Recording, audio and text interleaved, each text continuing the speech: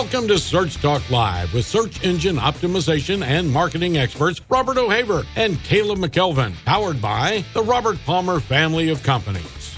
All right. Welcome back to Search Talk Live. With me is the world famous Caleb McKelvin. Caleb, hey, how's it going? Going good, man. You like that intro? I love that intro. World famous? That is awesome, man. Going good. In your own mind. No, yeah. Just kidding. Pumped full of coffee today. My 6-month-old thinks it's fun not to sleep at night, so that means I don't sleep at night. Oh. Yeah, so I'm chock full of coffee, but I'm ready to go because it's my favorite part of the day. Yeah, you're talking a little fast, I can tell. Yeah. Well, those of you tuning in for the first time to Search Talk Live, I say this every show, but those of you for the first time tuning in, we are a digital marketing podcast. We talk about everything to do with digital marketing from soup to nuts. I mean, it could be content marketing, SEO. We do a lot of SEO stuff. Social media. We cover paid advertising. Everything. Yeah. Man, the shows that we've done. Yeah. Great stuff. And this is the last episode for 2016. It's insane. I cannot believe it. Last show of 2016. This year has been crazy. We just saw it all of a sudden just take off. But 2016 has been great, and we are going to end it with a bang, and I'm excited. Yes. So we've had amazing guests. Yeah. And that all of them have supported the show since they've been on the show. Right, and, right. It's just been amazing. It's been a great ride, I guess, so to speak. Yeah, but, no, it really has. We're definitely excited as we finish out the year. Looking forward to 2017. Yeah. Hope you join us then, too. Yeah, now to get started, if you have a question, you're listening to us on Spreaker, there's a message box underneath the show that you can actually type your questions in. You can also go to Twitter and type in hashtag Search Talk Live. And we are monitoring that live right now. I'm on so we can get those questions in during the show and try to get them answered. Today we're talking about content marketing strategies and one of our favorite subjects here. And with us today is the CEO and founder of GinzaMetrics, Erin Robbins. Erin, how's it going? Hey, it's going good. How are you? Good. Welcome to the show.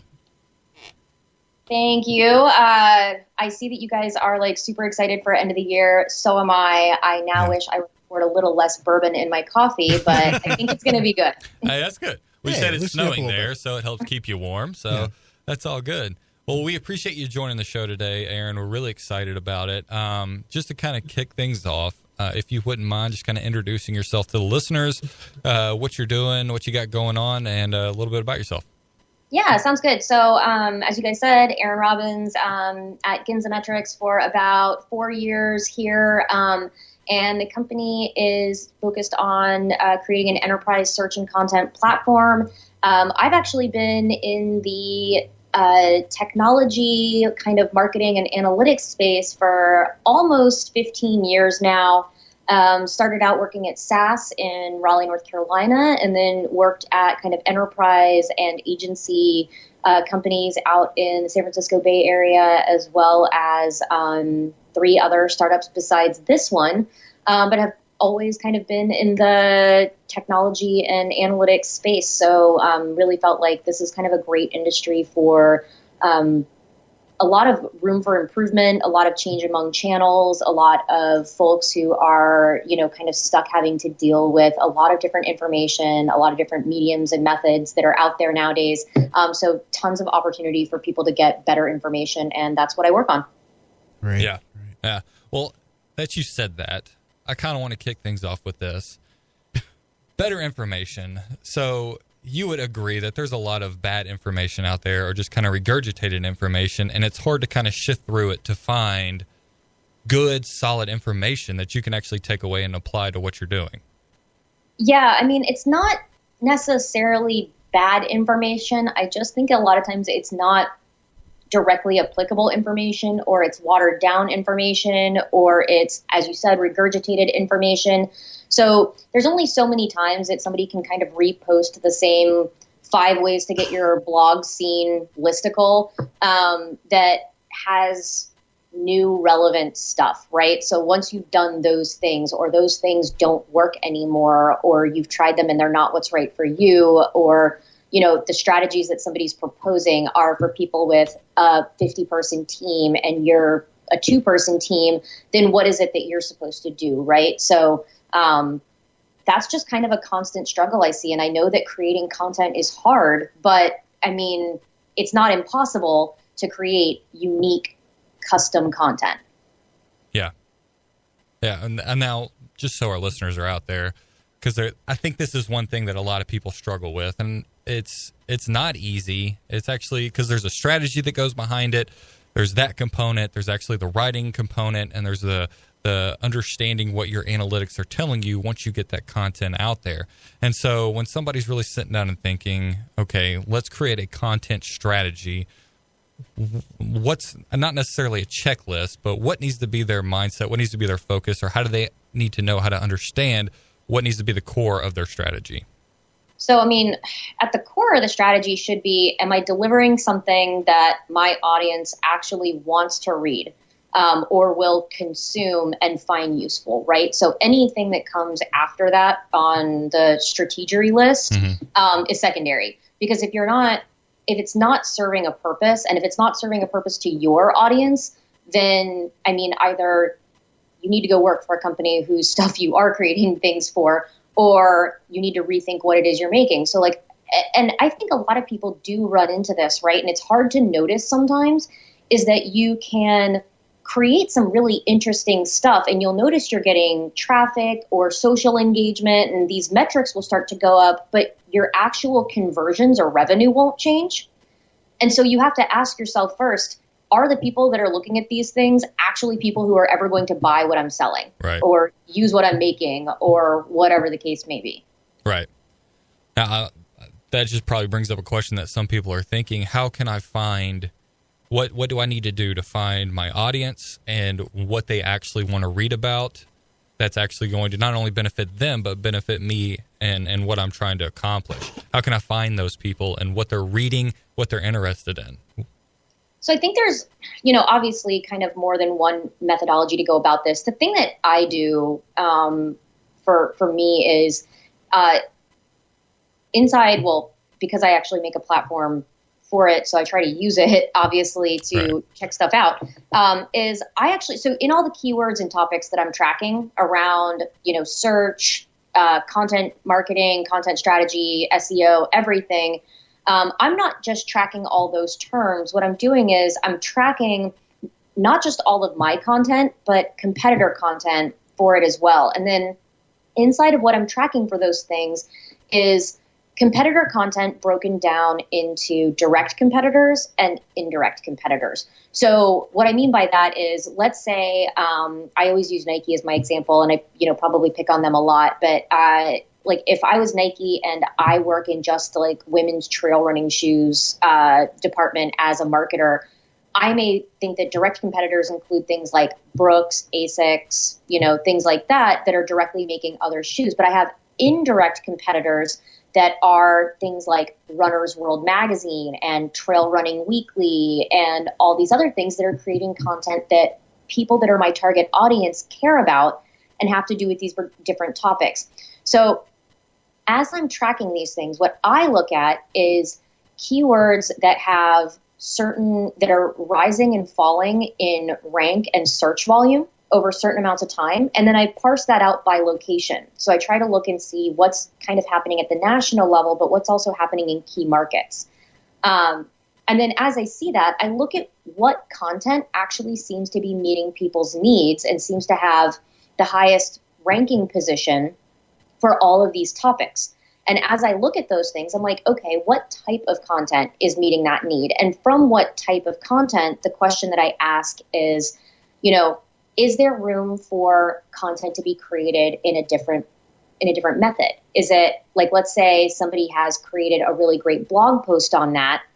What about, is there a video that addresses that need? Or is there a, image that could be created that would also help that? Or is there a podcast or, something like that? I try to figure out what other types of content seem to be resonating or could resonate for that. Or once I look at that piece of content, I try to find additional topics and keywords related to that specific type of content by using keyword discovery.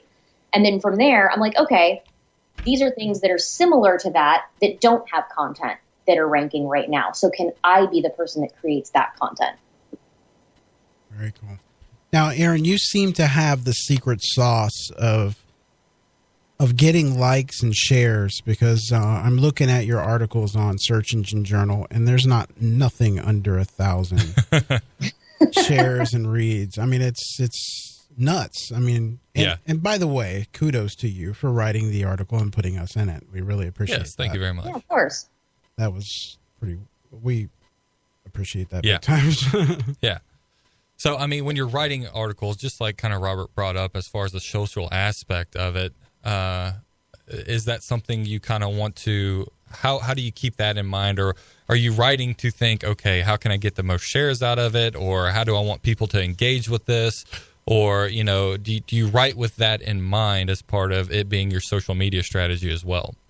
See, so I don't even have to write with it in mind, because I don't come up with the idea. The audience tells me, right? So I don't have to think about it. I just know what they're looking to read more about. So I was doing a series, and I've got another post that I'll be finishing out the year on.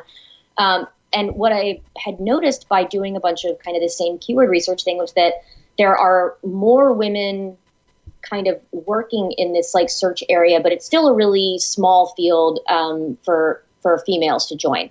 So I noticed that the people who were here that were women in search wanted to know about more women in search, or who were other women in search. So I started kind of doing a series on, you know, top women in search and marketing, or like women-led podcasts and, you know, shows and blogs and things like that, because that was a need that people had expressed an interest in. And I noticed there were certain content pieces that didn't seem very available, or certain people who didn't seem to be a part of those lists.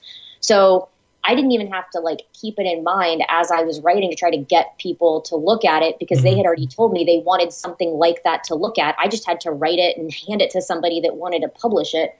And Search Engine Journal is really cool about, you know, taking the lead on that kind of stuff. I mean, and you know, it's funny because I always bash on like listicles and step-by-step things. And it's not because I think that it's a bad way to go. It's because I think it's done wrong a lot.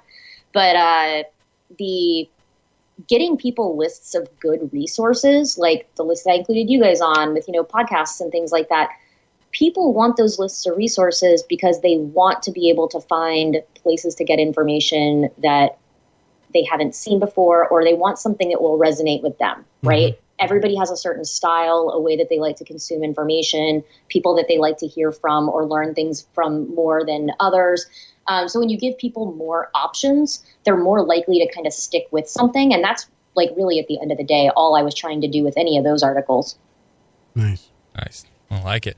If you're just tuning in, we are joined by our special guest, Erin Robbins, talking about content marketing strategies. He is the COO and founder of GinzaMetrics. If you want to get your questions in, you can do so on Twitter using hashtag SearchTalkLive. If you're listening on Spreaker, we appreciate it. You can drop a comment under the live stream, or you can email us if you would like, if you choose to do so, Robert at Search Talk Live or Caleb at Search Talk Live. So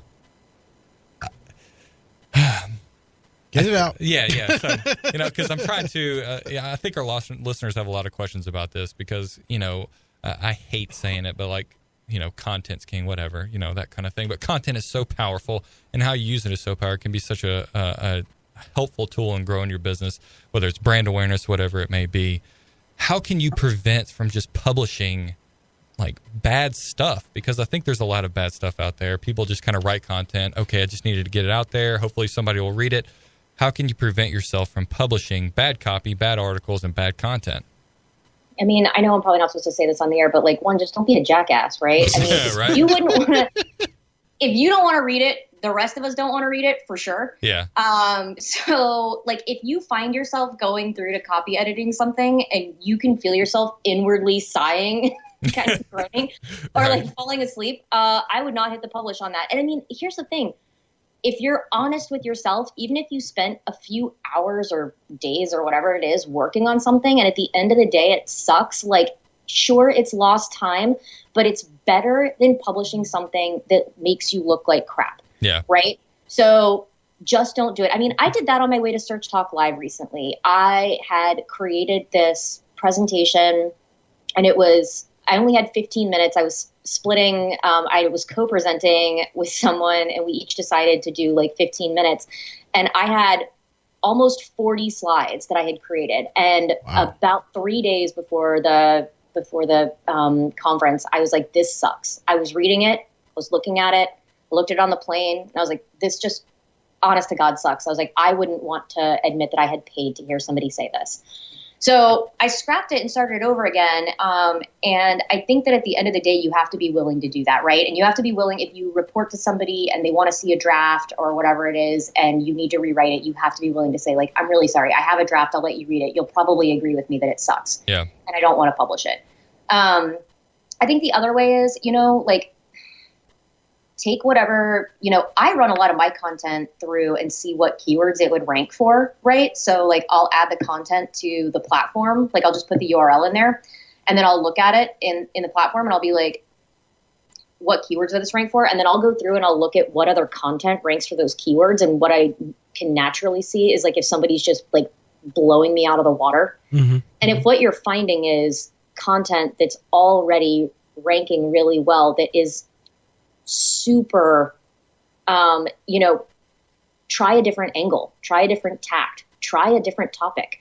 I mean, go after those like long tail keywords and things like that. I mean, there's no way to prevent bad content because we're inundated by it all the time, but you don't have to be the problem. Yeah. Yeah, absolutely. Yeah. So we got, let's see, got a question here. How can you explain SEO copywriting, and how does it differ from regular copywriting? So SEO copywriting, see, that's hard, right? Because I think my response will be different than other people's response. So my response is SEO copywriting in my mind is writing for the audience based on what the audience has told you is important to them, right? So don't write what you think is an important article and then pepper in a bunch of keywords that you want to rank for, or try to go back and retroactively SEO something, because that's not how it works, right? The idea is figure out what it is that people are saying that there's a need for, or what people are searching for in terms of information or answers or entertainment value or whatever it is, and then try to fit that need. And I mean, at the end of the day, if you find yourself regularly being like, I can't fit that need, mm-hmm. it's time to kind of reconsider, right? Yes. I mean, for me, one of the things I do is I do like this show every week, and it's just like a Google Hangout, and it's on YouTube, and it's an iTunes podcast now, but like for a long time it wasn't. And all it is me talking for about 20 minutes about stuff I'm seeing people talk about and people have questions about, or just my own weekly rant. Mm-hmm. And that is just based purely on stuff I've heard people bring up. And every week I find that I am really excited to talk about it. But if I ever wake up multiple weeks in a row and find that I don't have anything to say or don't want to respond to these questions and I don't have any passion for doing it, then I'm probably at a point where like I need to hand the reins of doing that show to someone else, or creating that content to someone else. If like I'm seeing what people want to talk about and I have no desire to write in a way that addresses it. Erin, you don't know how happy that makes me to hear you explain all this, because there's so many misconceptions. Let's sprinkle keywords and all this stuff. It just turns the content into crap. Yeah. And I think a lot of that may be, because I don't want to point the finger at the content creators and say, this is your fault, right? Because a lot of times people are receiving directives about things that they need to be writing about based mm-hmm. on what people want to rank for. Or the other thing that happens too is, you'll get the converse of that, which is someone will create content in one area of an organization and they'll hand it over and they'll be like, can you SEO this, please? Oh, I'm like, that's... Yes. Is it readable? Yes. Yeah. So like, one, that's not how that word works, or how that acronym works. Right. I don't SEO things, but like every time somebody asks me to SEO something, I have a special folder for it, and it's called the trash bin. But I'm like, I can't SEO it for you because it doesn't address anything. Yeah. Or I'm like, it'll create traffic, but it won't create traffic around anything that's related to our product. So it's not a problem. It's funny because when somebody asked me the other day if I would do a show on social media? And I was like, yeah, sure, of course. And they were like, yeah, do you want me to include a bunch of links to GinzaMetrics? And I was like, nah, no need. And they were like, why not? And I was like, because we don't do social media. And they're like, well, don't you want the traffic? And I was like, I'm fine with getting the traffic, but like, I'm not a social platform. So I don't mind if people come and check it out, but I'm telling you, like, it doesn't, I'm not going to create a bunch of content around social media specifically because I'm not a social platform and I don't want people to show up there thinking that that's what they're going to see, get there and then be disappointed. Right. There's got to be, it's got to be relevant. If it's not relevant to you, then it doesn't really matter. But can we make that a t-shirt, please? I don't SEO things. Because I get that all the time. Can you SEO this? I'll add that to the merchandise. That's great. I need, well, and I get a lot of the questions about like, how can I make something rank? And I was like, that's the problem, right? Like you think that it's a button I press or text I add or something I do in your CMS, God forbid, that like makes the Googles find it. Yeah. And, the question or the conversation always actually starts more at the, like, let's talk about content strategy and let's talk about, and what's worse than that, right, is who are you talking to that's asking about SEO? Because like there's the content side of it, but then there's literally like your site structure is so jacked up and ridiculous. It looks like, just a toddler played with a ball of yarn for an hour and I can't figure out where anything is. There's no categorization. There's no like folder structure. There's no way for anything to come up with like a reasonable sitemap that makes anything resembling sense. So, if you don't adhere to any of that, like no matter how awesome your content is, there's only so much I can do, right? So like, who am I talking to at the organization is a lot of, can you SEO this? I'm like, am I talking to somebody on a technical team? Am I talking to somebody who's like in more of a content marketing role? Like, how is it you want me to help you? Right. Yeah. Yep. Hey, let me, I want to share something. You may not even know this, but the article you did on, that included our podcast and the 15 most or podcasts to follow, you have over 1,100 backlinks to that one article. Yeah. 1158 to be exact. But it goes to show that quality versus quantity versus crap. I can hear our listeners like, are you freaking serious? Right? I was just looking at, I was just curious, and I'm like, holy cow. Yeah. Well, that kind of proves to what you're preaching is that if you provide something, the information that your audience wants, it's going to be beneficial for you, and I think that's part of it right there. Yeah, it's that idea that you have to know what they're looking for, right? And that's the thing that I think so we're trying to address that in a systematized way at Ginza now. And, we're looking at doing some releases that'll do that. But here's the thing. If you don't want to pay a platform to do it, it doesn't mean you can't do it. It just means you have to actually take the time. And then people are like, yeah, but I need to get this blog post up because I have to do 2 a week or whatever. Right. I was like, the problem is that the time you're spending retroactively after you push a post live to like quote unquote fix something or make it SEO'd is nothing compared to the amount of time if you had done the research on the front end to figure out what it is people were actually trying to find out more about or wanted to read. You would have never had to have done all that work later. Yeah. Yeah. Just what I just spouted out with the backlinks, that naturally is going to make that article rank. Yeah.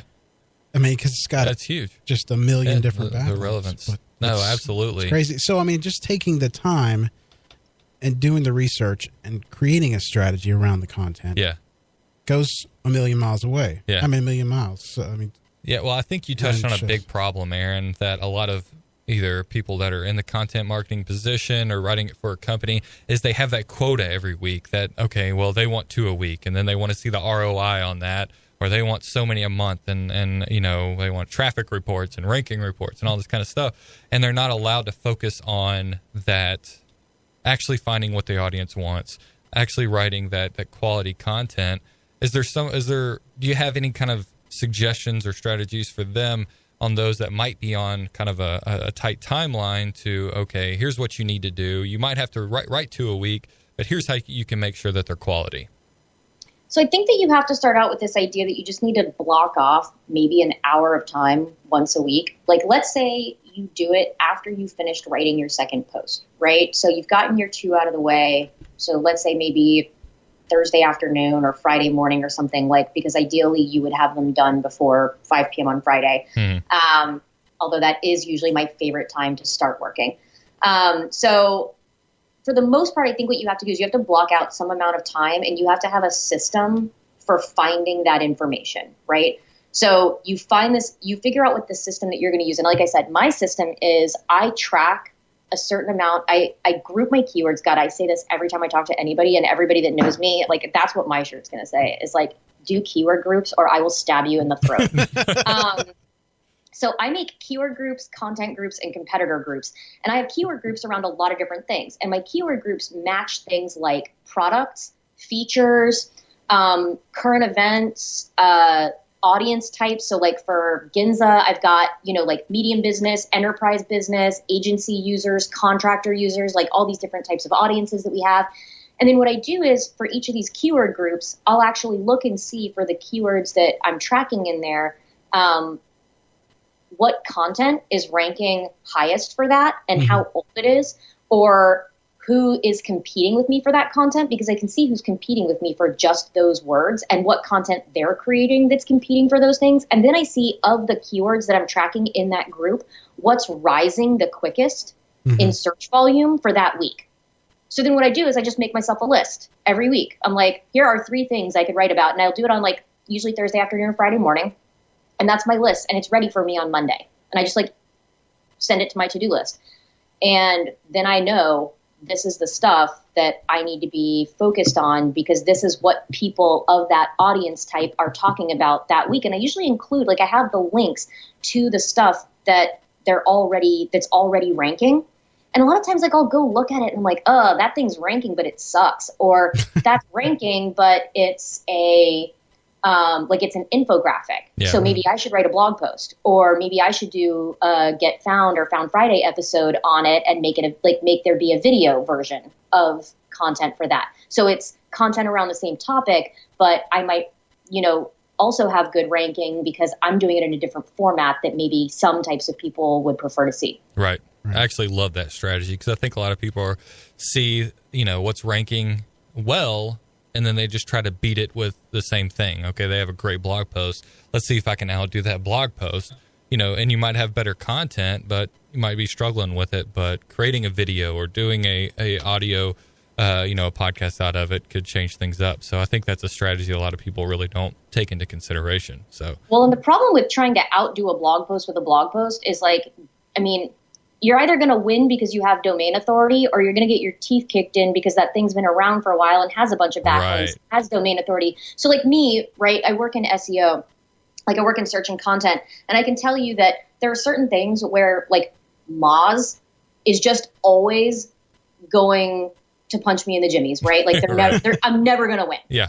Like, and that's fine, because I don't mind being number 2 to them, but they have content and domain authority, and they have created so much freaking content around certain topics that like they just got it down, right? Yeah. So the idea is either don't compete with them on that specific exact keyword, find something, like I said earlier, take that content that so one of the things that we do that I really love is you can take your competitor's content URL and put it in the platform and run it through there, and then find all the like topical keywords for it. So just pick the thing that they're not currently ranking number 1 for, right? Like pick the thing that they're ranking 3 or 4 for, and then try to beat them for that. Yeah.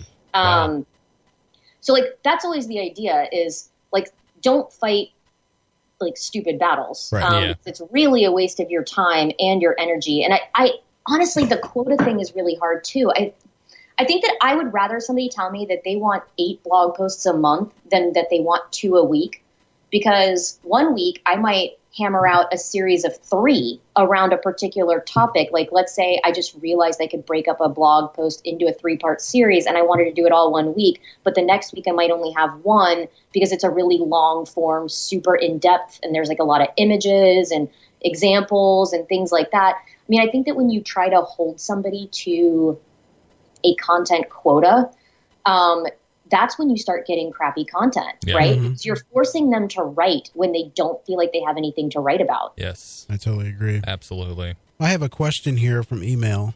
It's asking, when should you and how do you decide where to post your content, whether it be on a third-party site or your own blog?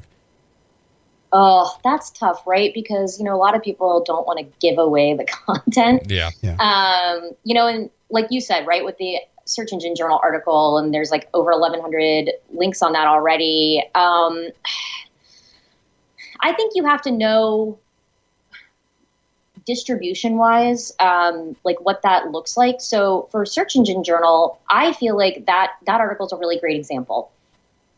That topic is not necessarily something that would have given my business a lot of traction in terms of conversions, but what it does is it positions me as president of the company as someone who knows about that space, and is better, like actually looks better from a thought leadership standpoint to be published externally. So like while I'm missing out on some of the linked stuff, I'm gaining thought leadership traction and I'm gaining goodwill in the industry.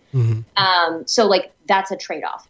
I think that when you're looking at publishing stuff on other sites too, I mean, you have to look at the value of, what do they bring and how can you post frequently? So, one of the things that after doing enough work with Search Engine Journal and publishing, what was hopefully reasonable caliber work, I'm allowed to post there more frequently. And I use that as a really great place to discuss things that I think posting from my own site might look more either unprofessional or like self-serving, necessarily.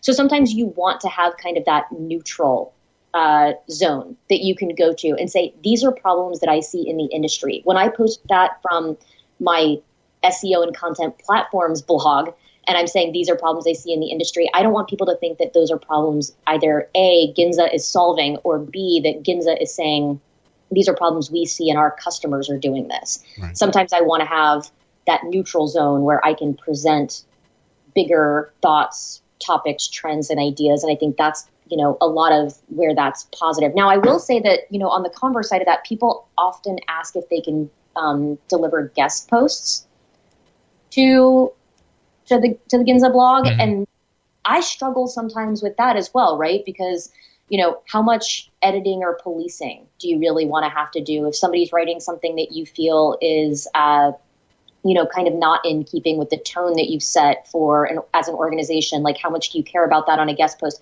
And how do you really check quality, right? So one of the things that we talk about a lot is regurgitated content or people kind of repurposing the same problem or topic.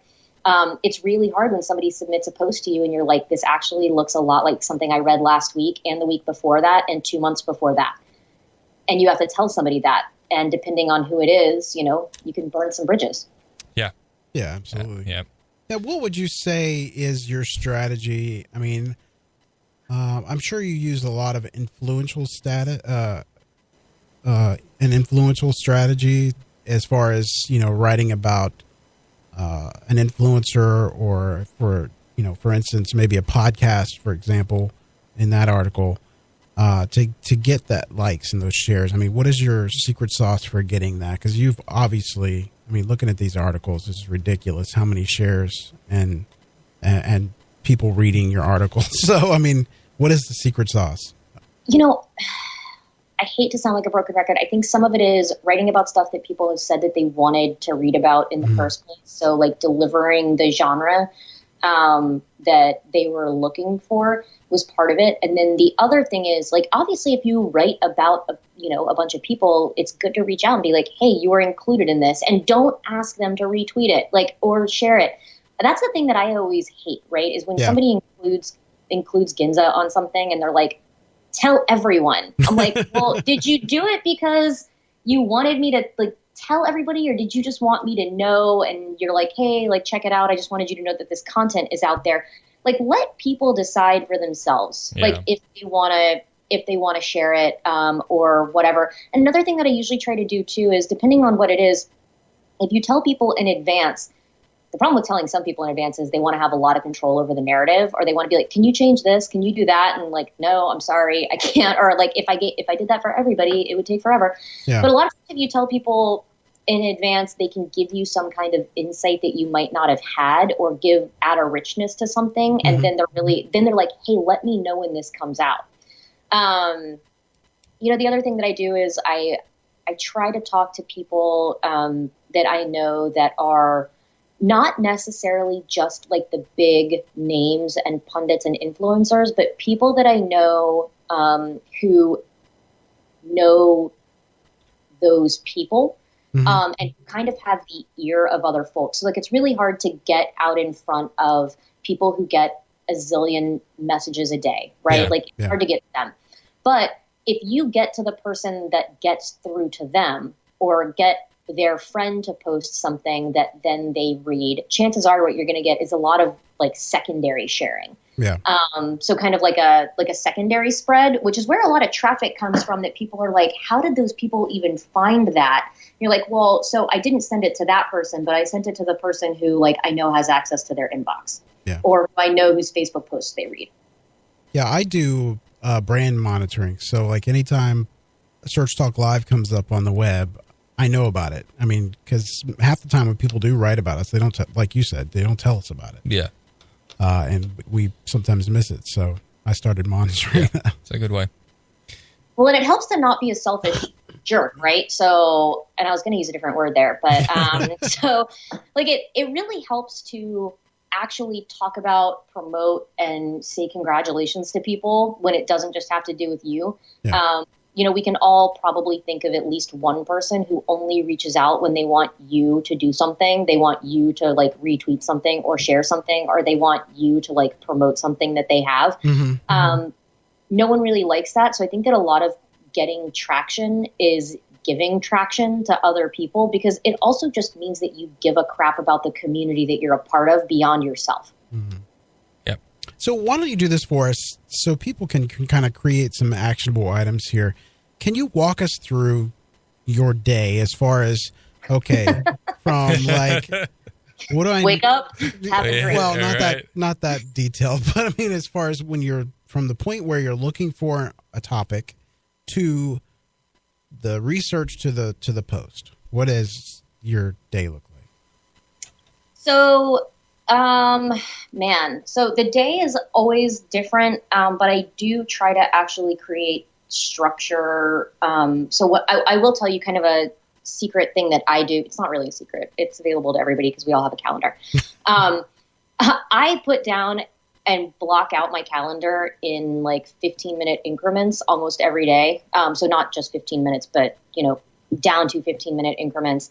And I will actually block off and be like, at this point, I need to be like mining for new ideas. And at this point, like I need to be doing this. And I'll block off points for that throughout a couple different days of the week. And then I block off other days of the week for doing other parts of the business. So because I am the president of the company, I am responsible for multiple facets of the business. Yeah. So I can't dedicate all of my time to creating content, right? I can't dedicate even 25% of my time to creating content, but we have fresh content every week. So that is just the result of systemization. So the system is that at the end of every week, I try to look through and see what specific terms for a certain kind of keyword group, or maybe more than one keyword group, have really been rising in search volume, and what content I have that matches it, and what content my competitors have that matches it. And then I look and see if there's an opportunity for me to create something there, or if I have evergreen content, like older content, that I could actually go through and redo. So I know that like 3 years ago, we published a like holiday search guide, and we did like a mobile strategy guide. And obviously, the tools and technologies that are around are different now. So the holiday guide got updated because I was like, there's new stuff and there's new channels. I mean, a few years ago, people didn't have a lot of the marketing channels that we have, and Pinterest was brand new. So now that's kind of worked its way through. We've got all these different opportunities. So I'll go through and be like, okay, people are really talking about this thing. What do I have that's already out there that I could do a redux on, or what could I talk about? And then from a content creation standpoint, I will tell you the thing that I do, and this is different for everybody. I do get found because I find it very easy and natural to talk my way through an idea or to have a conversation about an idea. And then by recording that and allowing people to listen to the recording, which, is not polished at all, you can hear kind of my stream of conscious, but it gets my ideas out. And then what I do is I take that, I have it transcribed, which only costs $10. I have the whole thing transcribed and laid out really nicely. And then the video and the transcription get its own page on the site, because video gets embedded and the transcript is below it, which automatically adds some value. And then I take the video and the transcription and I turn it into either a single blog post or a series of blog posts. Sometimes it becomes a slide share or an ebook. If I have a guest on, it can become a case study or a white paper. So I'll take those 20 to 30 minute conversations and use them as the foundation for content creation. And if I don't have time, or I'm at a conference and I just record while I'm in my hotel room or something, I at least have the video and the transcript, and I can always address creating a blog about it the next week. But I get the ideas from kind of that list of what keywords and topics are really trending right now, what content's already out there. And you know what else I do? Is I do the inverse of that as well, which is, where am I dropping, or where are my competitors dropping really quickly in ranking around specific topics? Because if I see that there's a keyword and it still has good search volume, but people's content is falling off, I'm like, there's an opportunity, right? There's a place where apparently people are still searching for it, but the things that used to be relevant don't seem relevant to people anymore. So maybe that's an opportunity for me to put something in there. Yeah. Gotcha. Absolutely. Well, just to pause for a sponsor, if you're listening to Search Talk Live, definitely appreciate it. We are joined by our special guest today, COO and founder of GinzaMetrics, Erin Robbins. If you have questions, you can use hashtag Search Talk Live on Twitter. Get your questions in or send us an email. Search Talk Live is sponsored by the Robert Palmer family of companies. You can go to robertpalmercompanies.com, check out everything that they offer. A lot of cool stuff. That's robertpalmercompanies.com. Go check it out. And if you missed any part of today's show, make sure you check out searchtalklive.com, past shows. It'll be up right after the show. Yes. And this is the last show of 2016, yes, and we're ending it with a bang. Yes. Yes. So we actually have a question from Dana. Hope I'm pronouncing that right. Dana asks, when promoting content, should you spend a small amount through Facebook ads and Twitter to promote it to kind of get the ball rolling? So I think that there's obviously a lot to whether or not that works for your business. So I hate it when people answer questions with "it depends," but it kind of depends. For me, I like doing some Facebook promotion for 3 days at a really small amount. So between $7 to $10, and that is. It's get the ball rolling, but it's because it's so highly targeted, right? So it's this idea of it has to be people who are specifically into these groups or interested in these particular topics or are already consuming content around here. And I feel like that's the only time I would advocate doing something like that regularly, is because what you're really doing is you're sure that the people that you are getting that out in front of are people that are actually interested in your specific topic. With Twitter, it's hard, I think, because I just feel like it's so big and so fast, and there's so few metrics, right? It's hard to know what's going on there. With Facebook promotions too, one of the things that is funny that we found at Ginza is that instead of actually loading in your content as a I hope that everybody doesn't go do this right now because it'll kind of ruin my jam. But instead of loading stuff in as a URL and posting an update with the title of your blog post or the title of your content and then putting a link to it, instead upload the blog header or an image from the post or an image from whatever it is as a picture, and then put the link in the image, and the visual content seems to resonate a lot more and go a lot further, and then promote that. Huh. That's something I haven't heard. Yeah. That's awesome. Engagement on posts went up 11x after doing that. And like for free, right? Like no paid promotion, just making it an image instead of just a URL, and including and doing like, you know how it'll say like include image with link on LinkedIn and stuff like that? Yeah. Literally just upload it as a photo and then add the link as the description or the comment. Wow. Yeah. So try it out. Let me know. You know what? I would love to know if anybody else gets like any results from doing that, because I know we did, but I'd be interested to know if it's an isolated event and I don't run anybody else's pages anymore. So like hard for me to know. Right. Right. So I'm sure everybody's going to go try it out. Happens, you know, I'm very sorry. I can't imagine anything bad would happen, but I mean, I just think it's people see so many texty posts that now I think when you see people, especially if you've read any of the research around eyeball tracking, now people are just scrolling so quickly that they're really only stopping when they get to an image or a video. Yeah. And you can actually even create, I know this is going to sound super messed up and witchcrafty, but I like it as a funny idea. You can make your blog posts or content video versions that just like scroll through automatically. So like essentially what it does is it takes your blog post and scrolls through the post slowly from the beginning to the end, and then you can just post it in there. So while somebody doesn't actually have to read it as a video, it's just moving visual. Right. It kind of like makes people stop and be like, huh, I wonder what that is. That's great advice. Wow. Yeah, that's one reason we do that on our show, to remind people it's 10 minutes before the show or 30 minutes before the show. We throw crazy pictures out there just to get some attention. But yeah. Yeah. Well, it seems like people don't want to sit down and really dive into content. Yeah. We're skimmers, it seems like. And when we skim, something really has to catch our eye. That's a great way.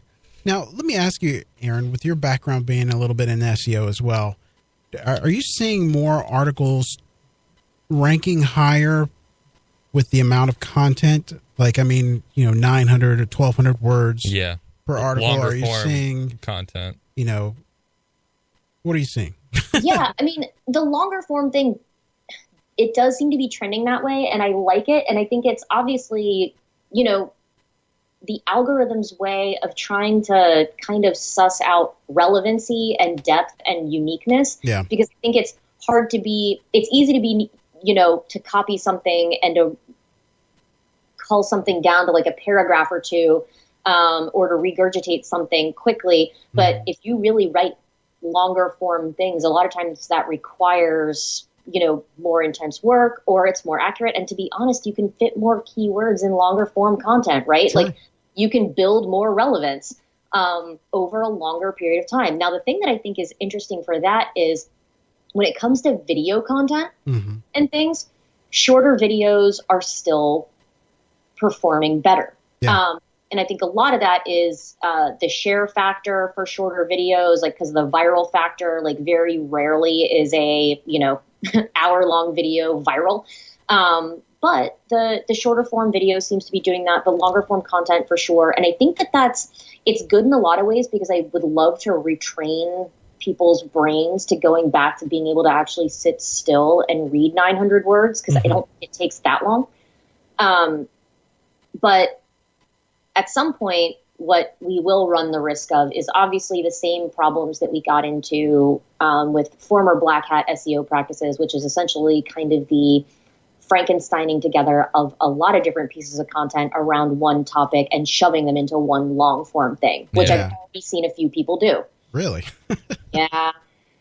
I mean, it's going to happen, right? Like as soon as they come up with a way to try to make things more relevant, somebody will figure out a way to screw it up. And if it weren't for the fact that I am on the side of people just not sucking and being lazy, I could probably think of 20 ways around it right now. Yeah. All right. Let's see. We got about 6 minutes left till we wrap things up. We have, let's see. Well, one thing I want to ask, I think some of our listeners might be struggling with is, they have that great piece of content, and they might be a small business or a startup, and they really don't know, okay, we know what our audience wants to hear. Now, how can we get it out to them? Like, do we need to start reaching out to influencers? Do we need to start, reaching out on social media, email? Like, what do you need to do to kind of get that content noticed, kind of get on the map a little bit, and then start growing your audience that way? So I think when you start creating good content, you have to set the expectation, and a lot of this is about expectation setting and about making sure that the folks at your organization who are, if you have somebody at your organization who is kind of judging your performance based on certain things, is understanding that very rarely is your first blog post just going to get a ton of traffic, or even your first 20. Mm-hmm. Same with doing shows, right? I mean, when you do a podcast, you do a show, it takes a while to build up an audience unless you already are a big name. So there are a lot of things you can do. So, I mean, I'm obviously not against reaching out to, various industry pundits or celebrities and things like that to get some interest, but I think that you also have to start to build credibility, because one of the things that you don't want to do is the very first couple of things you do out of the gate is you've only got maybe 2 or 3 pieces of content and you send them out and you get people really excited, and then they get there and they don't have anything else to read or to consume. Yeah. So that's actually a danger that I think a lot of people don't think about, because they get really excited. And I used to see that a lot in the startup world, which was companies would have, they'd get started, they'd launch, and they'd have these, skeleton websites, and they'd be like, get everybody to talk about us. And I'm like, but where will they go once they're here? Yeah, right. Fantastic. They came to the site that has 6 sentences on it, or like 2 posts. Mm-hmm. So they're here, and then there's nothing. So I think sometimes you have to play that longer game, which is build stuff up until you have a repository, or create like 20 or 30 pieces of content and backdate them, because you can do that with your CMS, right? Mm-hmm. Like have them posted over the course of like a month, and give it a little bit of time. But I think that getting impatient and kind of using those trump cards too quickly can really backfire, right? Like if you have a favor to call in to ask somebody to retweet something or post something or do whatever, wait until you've got enough there so that if somebody comes there, there's more than just 1 or 2 things for them to look at. Right. Good advice. Let's see. What should you do if your copy's great, but it's not getting a lot of reads? Like, how can you determine what's wrong with the article? Well, it depends on if it's who thinks it's great. Like you, Google, your mom, like, I kind of like, right. Like I always want to know what's great. I want to know if it's ranking, right? Like, Is it ranking? Does it actually seem to meet the need that you think it meets? Is it answering the question you thought it answered? If it's not getting a lot of traffic, like find out whether or not it's ranking, find out whether or not, I know it's going to sound silly, but from a structural standpoint, is it hard to get to? Mm-hmm. Like, did you bury it underneath some other stuff? Is there something broken that was supposed to be leading to it? Is it gated and it shouldn't be gated? Is it hard to share with other people for some reason so people could consume it, but like once they have, are you not asking people to reshare it or repost it?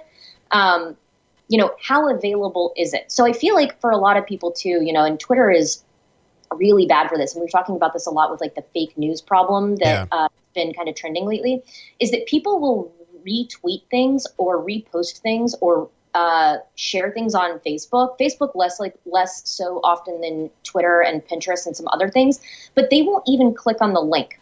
So like something may have a bunch of retweets, but no traffic, because people will retweet it just based on the headline alone or hashtags alone, without ever even visiting the link. So I'd find out if that's part of the problem, because that means, yes, people are interested in it, but you haven't actually made it engaging enough to make people want to click on. They're fine with retweeting it, but they actually don't care enough about what you wrote about to want to learn more. Yeah. Or you're blocking it from search. No, I'm just kidding. No, I'm just kidding. Well, I think we're out of time here. I want to thank you for being on the show. You have been giving great advice and information for all our listeners. Yes. And I hope we can maybe have you come back next year. Yeah, of course. Well, thank you guys for letting me be the last guest of the year. I hope that we sent it off well, and I really appreciate it. And I know the show is only going to get better and better, so I'm excited to see what you guys are up to next year, too. Well, great. Awesome. Thank you so much. Thank you so much, Erin. Yeah. So, guys, I am not signing off just yet, but it is our last show, and I want to thank everyone that listens to the show, that shares it. You know, like Michael Stricker, Casey, McGee. He's actually going to be at PubCon. I'm excited about that. Jesse McDonald, who was did a show on local SEO. Yeah, really appreciate all his support and sharing the show. Yeah, those guys are wonderful. Their content. Go check out the shows that they've done with us on the they've done on Search Talk Live with us. They're going to be back. We've got a great lineup. We've already booked out till April next year. That's how popular the show's getting. It's just been amazing. Right. No, it's been great. It's been great. We really appreciate everybody supporting us, from the start of the show, growing with us through 2016. Yeah. It's been awesome. Like I said, we've done so many amazing shows. I know we talk about it over the time, but seriously, go check out our previous shows on searchtalklive.com. Yeah. If you want to learn more about something in digital marketing, whatever it may be, social media, content marketing, whatever it may be, we have a show for it. And we have a show for it from the leaders in the industry that talk about that. Yeah. Just like today, how we talked about content marketing with Erin. We have those type of shows from the leaders in the industry that want to talk about what you want to learn about. So just go check it out. Great stuff. I mean, there's people that have been on the show that pay thousands of dollars to go.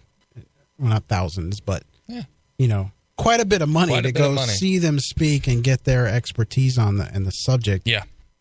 You're getting it for free from this podcast. Yeah. So, if you'd like any of the podcasts, please go on Spreaker. I keep saying it wrong. I know. Spreaker, and hit the like button just to show your love. And we're going to be back on the 6th? I got to pull it up. Oh, I got it right here. Oh, do you? Well, I did. Never mind. Okay. So we're going to be back on we're going to be off the 20th. We're not going to have a show next week. We're going to be off January 3rd. And we'll be back on January 10th with Mike King from iPull Rank. Well-respected, great expert in the SEO field. Mm-hmm. I'm really looking forward to that. We've got Zev Snap, and we've got Melissa Fetch. She's with PubCon. We're going to talk about PubCon and what it's all about, which I'm excited about because I'm going this year. Rand Fishkin's back, another popular person. For a third time, I think Rand's coming back. Yeah. Great stuff. Yeah, and I'll be updating the show. You can still reach us. You can still email us with your questions during the time off. Yeah. We'll reply to them. If you're interested in being a guest on the show, please send us an email because we have a ton of listeners now, and it seems to be, I think it's just amazing the numbers I'm seeing. But we also, if you're interested in being a sponsor, to sponsor segments of Search Talk Live, we have a very laser-focused listenership. Most people are in agencies and webmasters, and you name it, all walks of digital marketing listen to our show. So if you're interested in that, you can send us an email on that. If you have questions, what else? You got something? No, man. It was a great show today. If you missed any part of today's show, of course, we tweet it out. We share it. You can listen to it then, or you can go to searchtalklive.com. Check it out there. Follow us on @SearchTalkLive for all the latest info and updates. But no, just once again, we can't say it enough. Thank you so much for listening, being with us every Tuesday, and joining us through this journey as we grow. And if you got any comments, questions for Robert and I, you know how to reach us. Email Caleb @SearchTalkLive, Robert @SearchTalkLive, or you can follow us on Twitter. Once again, thanks. Yeah, go to searchtalklive.com and sign up for the newsletter. You're going to get up-to-date information on what's going on with the shows. You'll also see the list of people I'm updating constantly that are going to be on the show in the near future. That's it. Yeah. That's it, man. Thanks, everybody, for your support. We are going to see you in 2017. Absolutely. Bye-bye. Have a good one. Search Talk Live is a presentation of the Robert Palmer family of companies.